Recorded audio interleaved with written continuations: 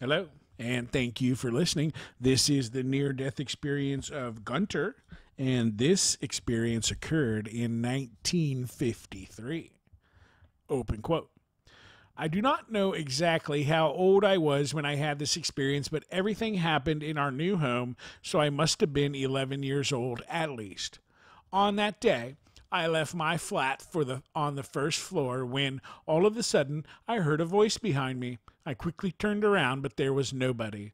I cannot recall the exact words, but the voice said in effect that the quality of my world that I knew of was nothing compared to the one he would be able to show me. Nonsense, I said to myself, and started to run down the stairs to the basement in a boisterous and cheerful way. There were only a few steps left when I jumped up high, knocking my head against the ceiling. The impact of this blow set me down on my knees, and I quickly passed out. I fell into a deep blackness. I remember going through a kind of black hose. At the end of it, I felt like I was being drawn back by a mysterious force, but I resisted because I did not want to go back to that black hose again. I went forward, and suddenly I found myself in a gray space. I did not know where I was, and looking around, I saw in some distance someone slowly coming toward me. Actually, I did not see this figure at all because there was nothing to look at. However, I sensed a gray figure being there. I definitely knew that there was someone. I said, "I have lost my way. Could you please show me the right way back?" The next thing I knew was that I was lying on the basement floor. I heard this extremely uncomfortable ringing noise, which gradually became more and more intense. Then the noise stopped, and all of a sudden I realized that a white, gauze-like material was very slowly oozing out of my head. It took on the shape of a very long stocking and floated at a slight angle right above me. I became very embarrassed because I did not want to be seen by anyone with this material coming out of me. Meanwhile, more and more of this gauze-like material was collecting itself under the ceiling, and I could not do anything to stop it. I did not feel any pain whatsoever in this process. Suddenly it dawned on me that I was out of my body. It must have happened the moment this oozing stopped. I saw a body lying on the floor, which could only belong to me. I was shivering, and I quickly wanted to return to my body and its warmth when I heard someone say, "Stop!" Before going back, see what it's like outside. However, I did not pay any attention to the voice. Although I could not see any physical body but my own, this voice was quite near. Then I heard it again. This time it was begging me very earnestly, "Please do not go back, I beseech you. Why do you not want to discover your new faculties first? You may still go back if you do not like them." I hesitated. After all, this voice was right. Why shouldn't I try it?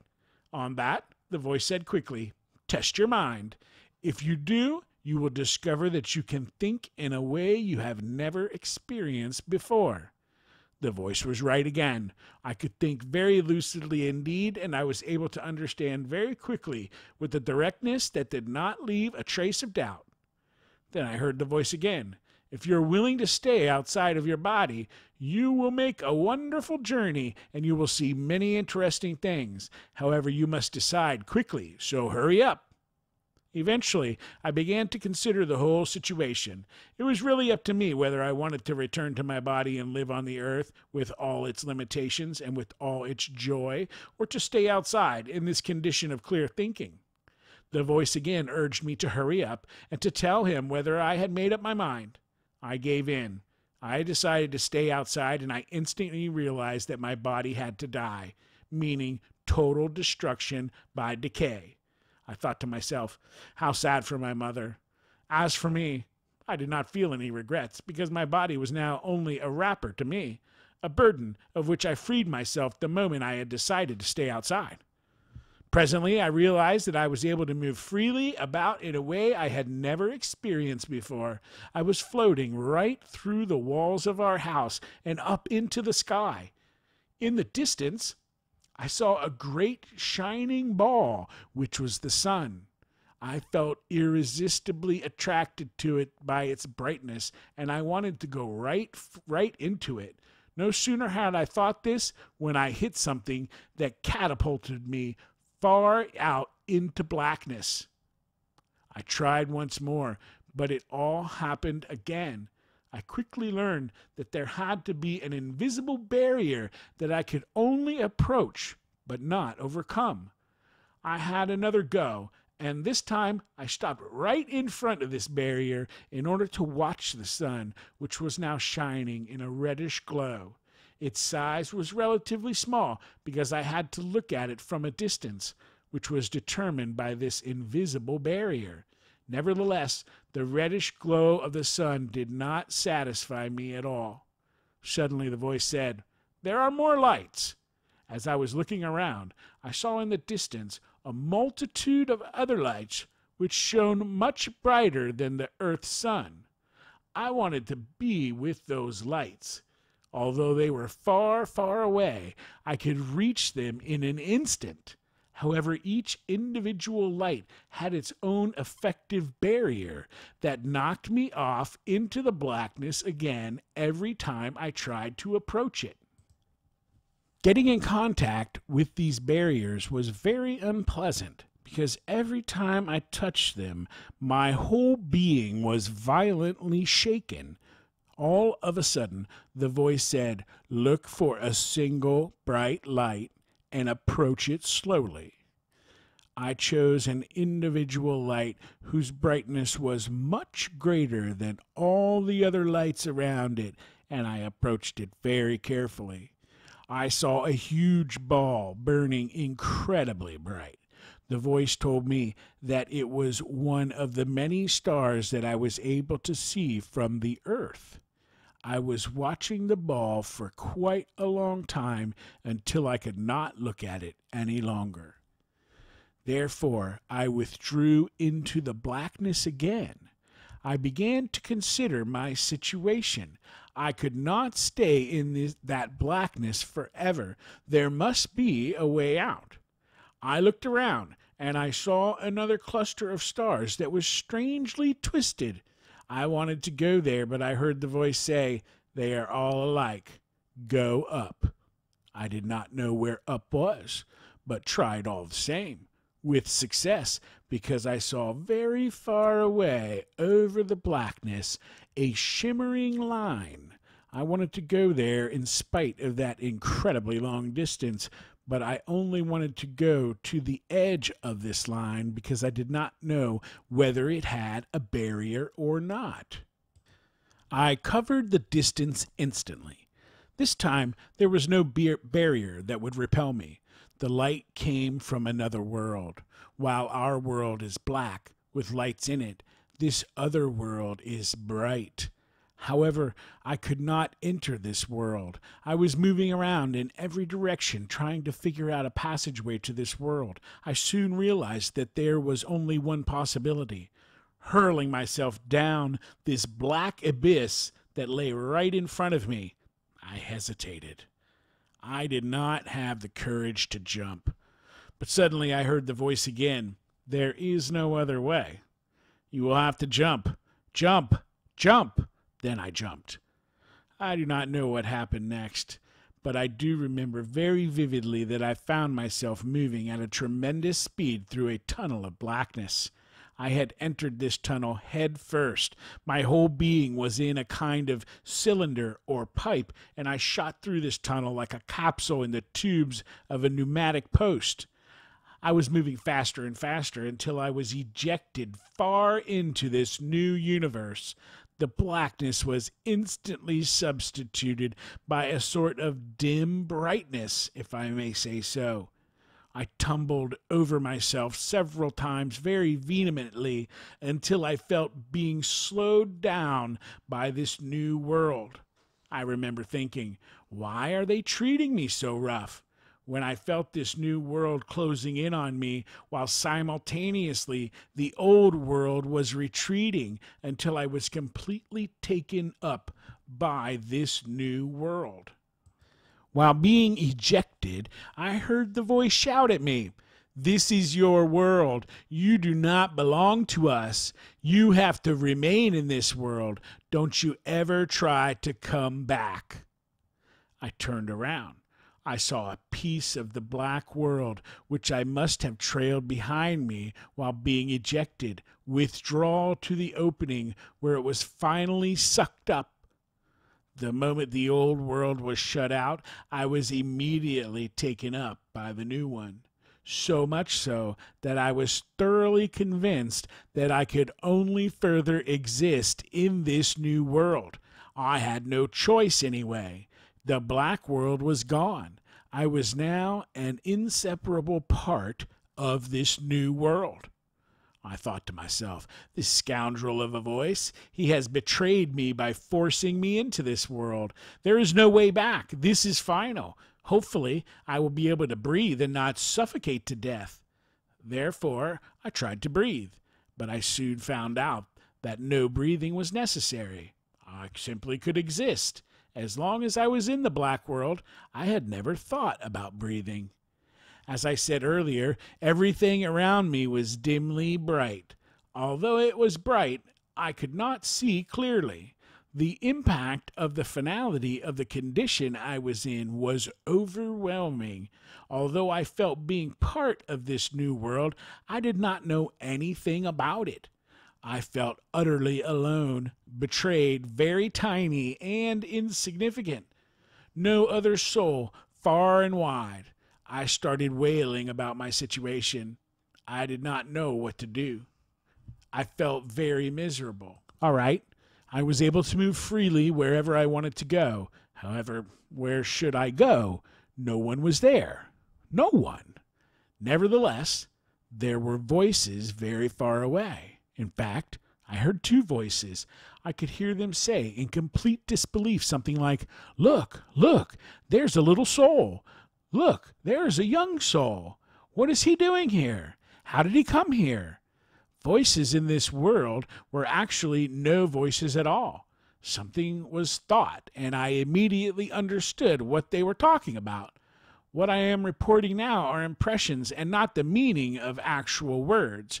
These impressions were, however, so clear that I had no doubt whatsoever.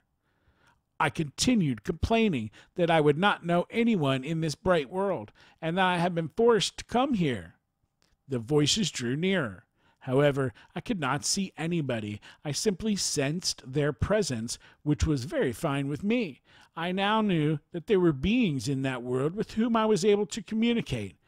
Beings, however, that were simultaneously strangers, but friendly ones. The beings urged me to go back where I had come from. I thought this very ridiculous, being now a part of this new world. Moreover, even if I really wanted to go back, which was impossible, how should I proceed? In addition, even if I did succeed in finding my way back, I would not have the slightest idea where my native world, Earth, lay. Then I sensed they wanted to force me out of this world. I became very upset, and I thought, no one can force me to leave this world. I have a right to stay here because I am a part of it. The two beings must have understood what I was thinking, because I could not sense their voices any longer. Then one of the beings guided me, I don't know how, to a place that I had not seen before. The other one must have gone away, calling for assistance and attempting to find the right approach of how a situation like that should be handled. This place turned out to be a meadow with many flowers in it. It was a wonderful meadow, but I knew that it was only an image of a meadow, somehow conjured up and suspended in this new world. The being asked me to play on the meadow, but I could not. I simply did not know how. All of a sudden, I was aware of a tiny bright light far away in the sky, but rapidly coming nearer and nearer. It was shaped like a ball, and it was indescribably bright. I tried to shade my eyes, but I did not need to. Despite its incredible brightness and brilliance, it did not dazzle me a bit. Presently, this light stopped at a distance right above me. It was a sun about the same size as the sun of our world, but it was indescribably brighter. I kept staring at this sun, wondering how a light could possess such brilliance. The brightness of the light in the black world was brilliant too, but of a different nature. Suddenly, I realized that it was scrutinizing me very closely. On that, it opened up. A beam came pouring down on me, and I heard it shouting at me, "I can destroy you if you do not tell the truth about your being here." I answered, "But I do not know anything else but the truth." Then something happened that I would never forget. Then something happened that I would never forget. Love, pure, utter love, came pouring down on me along with incredible warmth. My whole soul or being was immersed in this love. He lifted me up and gave me a kiss on my mouth. This being of light loved me deeply, infinitely deeply, and more intensively. I was happy! ! I could have stayed in this beam of love forever. If my story had been a lie, the being of light would have annihilated me. I had a clear conscience anyway, so there was no reason to fear anything. Gradually, the loving became weaker, and I felt that something was wrong with me, something that made it very difficult for the light to continue with his love.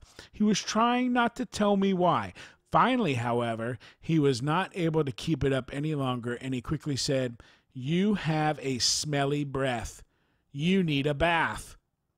I received the impression that I would have to take a bath similar to that I was used to on earth, but by dipping the whole body. It was made plain to me that this process was going to be unpleasant, but I could stop it when it became too painful for me to bear. Although I could not comprehend the reason, I was willing to do what the being of light wanted me to do.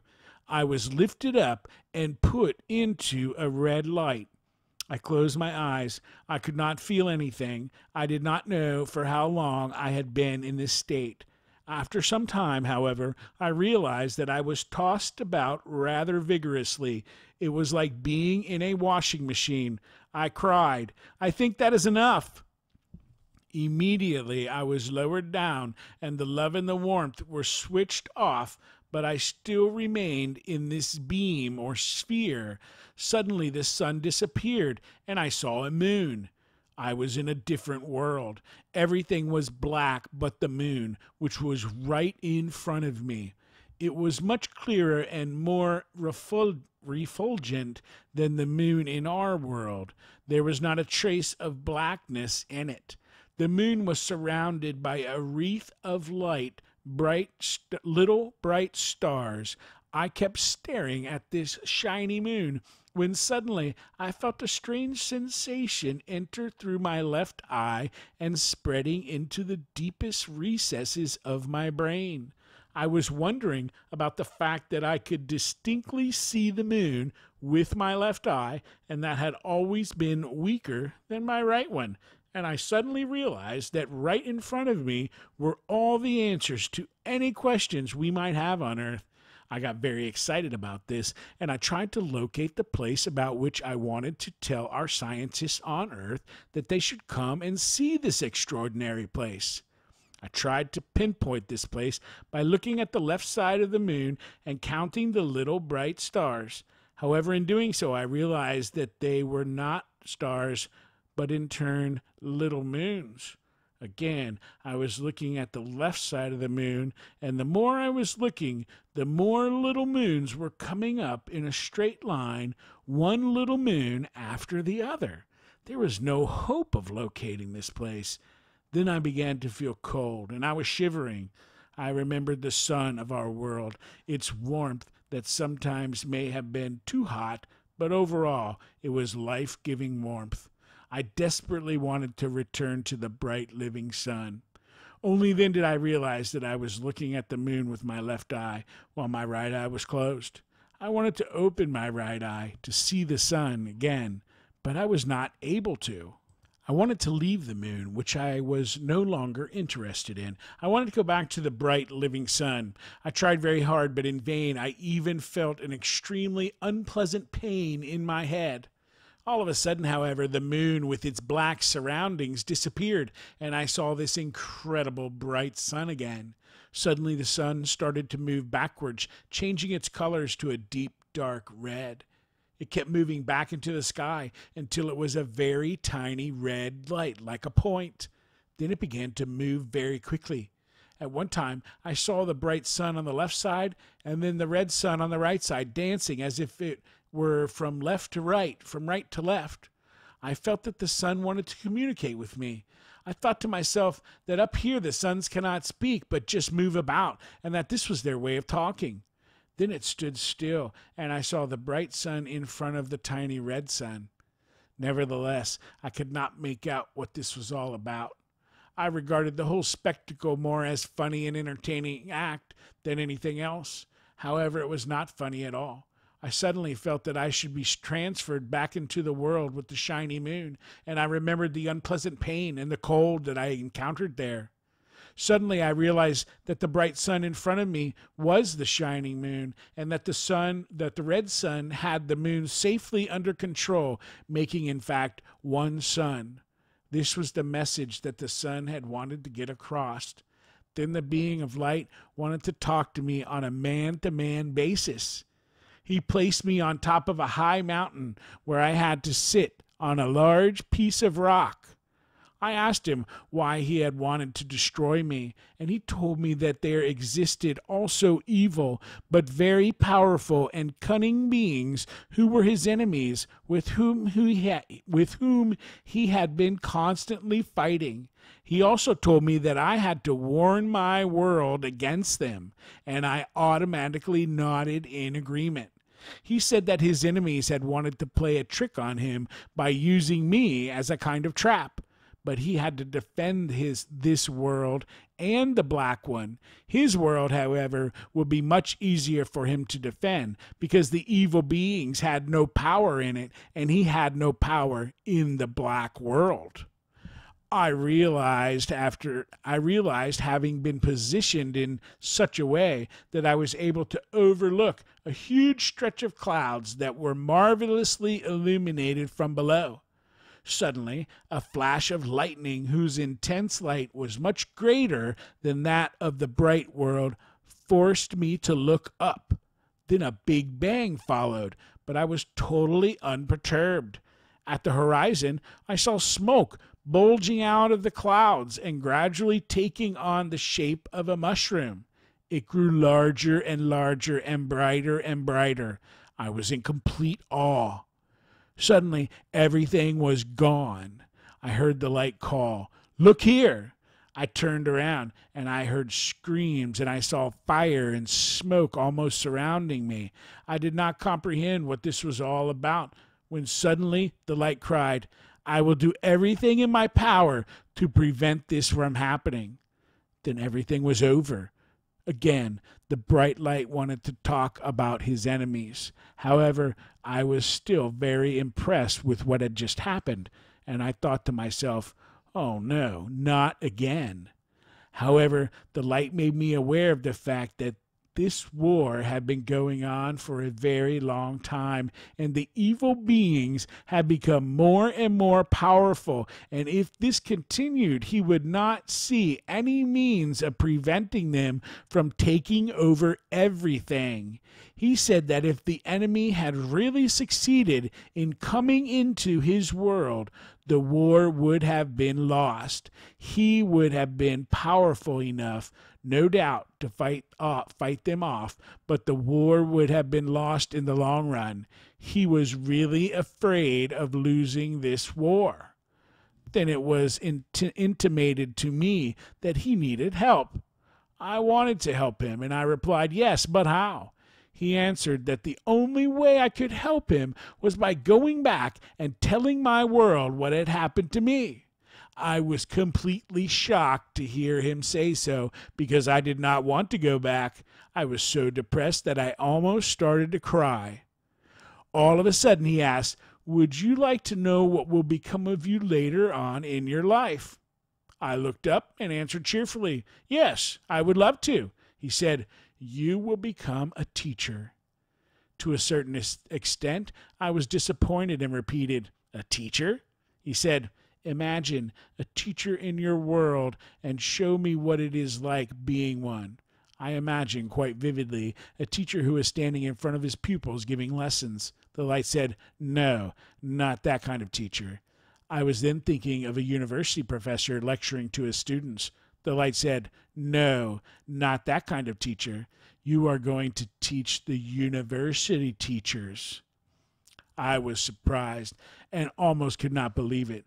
Besides, I considered this quite difficult. I imagined a map of my world, and I saw myself in future life going from place to place, from university to university, teaching the university teachers of my world. But the light said, "No, not like that. They will come to you." I asked, "To my house?" And he said, "Yes. Imagine such a situation." I imagined our house on earth, our living room, and I saw myself sitting on a chair opposite a stern-looking, respectable professor trying to teach him. However, I failed. I was too embarrassed and too shy. I said, "I do not think I am clever enough to do this. Moreover, I have a speech impediment." He answered, "You will become a new type of teacher, and I am going to explain it to you in a moment."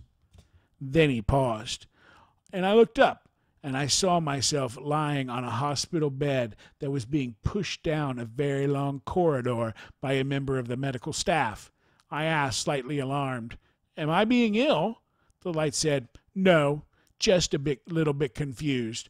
You'll be taken to hospital where you will get a shot and fall into a very deep sleep." I was not worried anymore, and the light said, "But let me explain this new type of teacher. You are going to teach while being in a sort of sleep. However, it will not be the kind of sleep that you know of. While being asleep, you will be able to hear and talk, and they will come to you and ask you questions." I was deeply impressed, but also worried. So I asked, "Will I feel pain in this process?" He answered, "No, it will not hurt you." I gradually became accustomed to the idea of becoming a teacher. I asked, "Will they also learn their lessons?" He made me a suggestive face, meaning that he was not sure about that. I asked him another question. "Will I also teach them when I am awake?" He answered, "No, you will certainly speak to them while you are awake, but what you will say while being asleep will be of much more importance." And he showed me a room in which I saw myself sitting on a chair talking to someone. I actually did not see myself, neither did I see the person to whom I was speaking. Nevertheless, I definitely knew that it was I, because I was in that room looking about. I saw a low table, books on the wall, 2 windows, and drapes that were moving in front of the window by a slight draught of wind. Suddenly, the room disappeared, and the light said, "Before doing this, you will have to write down everything that has happened to you, every detail of it. You will have to make a scientific report." I said, "Of course." And the light said, "But I am afraid you will have forgotten everything." I shook my head in disbelief. He said, "You cannot even tell me now how you came here." I could not believe him and tried to remember what had happened on earth. However, to my great surprise, I was not able to do so. The light said, "Do not worry. A book will help you. In fact, there will be 2 books, but the first one will be more important. Besides, you will have many books." Suddenly, the light became quite enthusiastic and said that I was to be the first teacher of this new type, and there would be a lot more to come. I was disappointed to hear him say so. Nevertheless, the light wanted to show what it meant by being the first. He asked, "What do you think? How many people are there in your world?" I tentatively said, 40 million, maybe? He said, "No, many more. You must not only think of those who are alive, take into account all the human beings that are dead, and you will have a huge number of people Let us go back in time as far back as possible and tell me how far back we should go. I suggested Middle Ages? No, farther back. The birth of Christ? No, farther back. I was thinking hard. Adam and Eve? No, not that. Go back farther in time and think of what you have learned in your history lessons. I was thinking for some time. Eventually I blurted out, Stone Age? He was disappointed and he said, You should have known better, but I think Stone Age will do. He then told me that in that age there were not many people living on Earth. However, they were free to walk wherever they wanted to go, and that there were no borders to keep them from roaming about. I said, How beautiful. I was imagining a map of Europe, which I had seen in my atlas with all its borders. I did not have much time to think about all this because all of a sudden I saw human beings back on Earth. I was looking down on a group of people, men and women, who were dressed in furs sitting around a campfire. I could see a woman with her baby on her back and a man who was standing in front of the group, obviously making a speech. Another man stood a little apart. All of a sudden, I heard a loud cry of disappointment and the guttural voice of the man in front of the group. I did not understand what he was saying. The scene disappeared and the light said, I'm going to translate for you, but you must concentrate very hard. I certainly wanted to do so because I was eager to hear what this man was talking about. Therefore, I started to concentrate. You call this concentration? The light exclaimed. You have to concentrate much harder. I was amazed to hear him say so because I considered my first attempt quite satisfactory. Nevertheless, he wanted me to do better. The light said, Let's have another go. I closed my eyes and began concentrating extremely hard. However, the light was not in the least satisfied. He said, I think it is useless.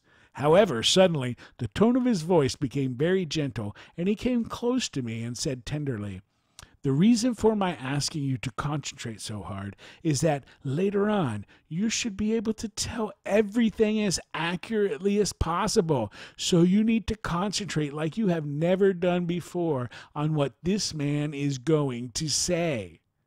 And he added in a different voice that betrayed his disappointment, This is a final attempt. If you fail this time, it will be no use trying any longer. I was determined to do my best. I closed my eyes again and tried as hard as I could to listen to what I was supposed to hear. All of a sudden, I was able to understand what the man was saying. He said, Now we have proof. You have just heard for yourself. What we have been suspecting is true. He who took on the difficult task of making such a dangerous journey has just returned and confirmed our suspicion. They want to resist us. However, we will not put up with that. I have told you again and again. Now the time has come to fight them. We must not wait until they have become stronger. They are still weak now. It is true. Nevertheless, think of the future. We will have to attack them now. He was addressing the group of people in a very impressive manner. I was completely impressed, and I could understand very well why he was forced to attack his enemies. Suddenly I heard this other man, who was standing apart, say, I am primarily a hunter and fight the animals. I am not going to fight weaklings who start running away the very moment they catch sight of us. Every hunter would hurt his pride and honor if he did such a thing. We hunters fight the animals, which are by far more dangerous. Many brave hunters have hurt themselves in their fights. Nevertheless, we are prepared and willing to take the risk because we are hunters. I will never fight those weaklings. As for me, I could not get along with what he was saying. After all, one had to fight one's enemies. I could not understand that it should be more honorable to fight animals than people. However, I could not go on contemplating such things because my eyes were forced to the ground that gradually began to move. At first slowly, but then faster and faster, until I was no longer able to distinguish any details. The movement suddenly came to a halt. I saw grassland in front of me, and in the distance there was the edge of the forest with the very high trees. Suddenly I was placed in the woods. Although I could not see anything, I knew that I was in this forest. that is right in the middle of a village. I could hear the voices of some people, and I heard someone say, "We cannot run away forever. How many times did we have to run away? Many, many times. Such beasts. They come and destroy our village, and every time we run away. But not this time. This time we are going to stay. It cannot go on like that forever." I could feel fear and anxiety. They would have liked to run away, as they had so many times before. However, this time they had made up their minds and intended to stick to their firm resolve. However, they were all full of fear. Some voices say, "They eat meat. Imagine that. Meat!" In addition, they build huge fires in the prairie. They dance around the fires and bathe in blood. However, what remains the worst, they eat meat. The very thought of it. In the end, they are going to eat our flesh, too. A voice, a woman's voice, who was sitting in her hut, kept saying repeatedly, "I am afraid. I am terribly afraid. Oh, how scared I am. I am scared, so scared." I was able to feel distinctly her anxiety. Her fear grew stronger and stronger. She kept saying, "I am scared. I am scared." Her fear began to take hold of me. At first I thought, why is she so afraid? She must be hysterical. How on earth could you be so afraid? Nevertheless, I was being immersed deeper and deeper into her feelings of sheer fear. I could not stand it any longer. I thought to myself, I wish she stopped worrying now. It was extremely unpleasant indeed. Suddenly, everything was over, and the light said to me, "If they had done nothing, nothing would have happened. It is true, they would have come all the same. However, nothing would have happened. This, however, will again lead to further dead persons." He was stressing the words dead persons, and again I felt great apprehension on the part of the light concerning the large number of dead people. So I asked again, because I was of the opinion that I had watched the first human beings on earth. The light answered, "However, hundreds of thousands." I was amazed at this, and I could feel how the light was suffering from the great number of dead people. I am not quite sure what happened next, but all of a sudden I heard a thunderous, angry voice accusing humankind, including myself, of destroying his garden on earth. He shouted, "I made you human beings a wonderful garden, and you destroy everything. Human beings poison the water and the air. They destroy everything." At first, the effect of their work on destruction was limited. However, it got worse and worse. They destroy everything that they can lay their hands on. Although man is constantly looking for other places, he has only this one place, Earth. You can see for yourself, if they continue to destroy everything, they will blow up the whole earth in the end. I was completely perplexed. After some time, the light asked, "Ask me that you do not know how to inform your world." I answered, "But you have just told me how to do it." However, he insisted by saying, "Now you are again a little and ignorant child that does not know how to do it." So I asked him that, being a little and ignorant child, I would not know how to inform my world. To my great surprise, the light answered in an angry and brusque voice, "You will know how to do it when the time is right." However, I did not want to leave him forever, so I asked him if I could come back after having told my world and stay with him permanently. He said, "No, you have to go back and live." Although I still did not know my way back, this time I had no doubts whatsoever. If the being of light wanted me to go back and live, I simply had to. It did not matter any longer how it could be done. This light had absolute power. Nevertheless, I could still not understand why. I repeatedly pleaded, "Why? Why can I not come back? Why? Why am I not allowed to stay on in your very love and warmth?" The light answered that no one could stay permanently with him. However, I was not satisfied. If it was not possible to stay with him, I surely could come back and stay in this bright world in which those two beings were already living. But the light repeated, "No, you have to go back and live." But why have these two beings been allowed to stay? The light answered that even these two beings could not stay on permanently. They were only in this world in order to learn. In addition, he began to emphasize the importance of love and learning.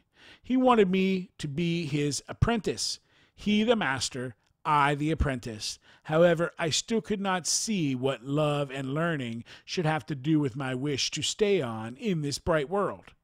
I had, it was true, to admit that I did not love the light, but I certainly was willing to learn everything that he wanted me to learn.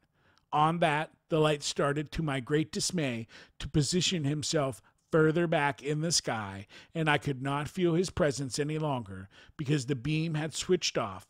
I suddenly felt cold and very miserable. However, one of the other beings asked me to watch a certain place very carefully. Indeed, they urgently asked me not to move, but to fix my eyes onto that place. I did what I had been told to, and presently I saw this panoramic review. Very vividly and distinctly, I was stupefied. The images of this film moved very rapidly, showing me my past life on Earth. I could instantly understand everything that was being shown to me. I could not remember any details because this was only an experiment to test my ability whether I was able to understand what I was watching. The beings asked me several times if I could clearly comprehend what was being shown. I answered impatiently, of course, because I was slightly annoyed about their questions. In communicating with the beings, I always used my mouth as I had done on Earth. This was not the case when I was talking with the being of light. Thereupon, the being of light started to show me my past life again, but this time the stress lay on the quality of my soul during my existence on Earth. When I was watching my past life the first time, I was just very happy to be able to watch my former world and myself. I regarded this actually more as entertainment than anything else. I did not feel miserable any longer. However, the second time, former events of my life on Earth were shown with the emphasis on my reaction to certain situations in terms of love or nastiness or even hatred. This was made quite clear to me, and I knew what to look for during the second review. Everything started from the beginning. I could not see how I came into existence on Earth, but I only had to mind my behavior with regard to love or hatred. At first, I was very satisfied that nothing had happened to which I could have reacted with either love or hatred. Then the film speeded up, but there was still not anything for which I could have been made responsible. I was stupid enough to say triumphantly, "See, there's nothing." On that, I could see a scene in which my twin sister and I were quarreling. I could not make out the reason for the argument, but I instantly knew how ugly I had behaved. I said to the light, "But you must understand, this is bad, all right, but this is the way human beings behave on Earth. You cannot really blame me for that." The great light did not blame me for anything that I had done on Earth. Then I was shown some more nasty scenes on Earth in which I had behaved badly. However, I still had excuses. Then I think the great light became slightly impatient at my stupidity, no doubt. Suddenly, the film was accelerated to such an extent that I was unable to distinguish any images at all. Then it stopped abruptly, and I was confronted with a situation in which I had behaved extremely badly. My behavior was tremendously enhanced, so that every bad aspect of my character stood out clearly in front of me. It was horrifying. I could hardly believe this character of mine. I was finally convinced such a soul could never stay on in this bright world. I had no right, no claim whatsoever. I was completely shaken and dejected. I wanted to go back. Yes, there was no other possible way. Then I saw the light disappear into the sky, and I heard a laughter and the words, "And he really thought he could stay on." Then the being of light was gone. One of the other beings brought me back to earth. I do not know how. I only heard, while being tucked back into my body, a snapping sound, like the sound that can be heard when you put the lid on top of a mess tin, securing it with the catch. When I opened my eyes, I remembered starting to cry. I do not want to die. I do not want to die. And I do not want to die. Then I picked myself up, and in approaching the staircase, I wondered if there would ever be a way back, whereupon I heard a voice shout at me, "Amend yourself." And another voice said, "You must kill your mother." Then I climbed up the stairs, down which I had been jumping so happily. I could only feel a minor swelling on the top of my head, which was not particularly painful. About myself. I am German, male, unmarried, born in 1942. After my experience, I was very troubled, and I couldn't understand what had happened to me. I simply did not know what to do next. I couldn't talk to anybody about it. I wanted to obey the being of light by writing a scientific report, but I was unable to do so. I simply did not know how to proceed. Then suddenly, a voice told me that I had to learn another language, period. At night, I felt very miserable. This went on for about 2 weeks, when one night, the being of light returned and said that I had to forget everything. Later in my life, however, I would encounter great misery. Relieved, I turned myself on the other side and fell asleep. When I awoke the following morning, I couldn't recall a single word. 3 exclamation marks. For the following 25 years, I had lived my life the way I wanted it to live. I became an alcoholic and resigned from church. I believed neither in God nor in the other world. However, I did develop a drive for learning English.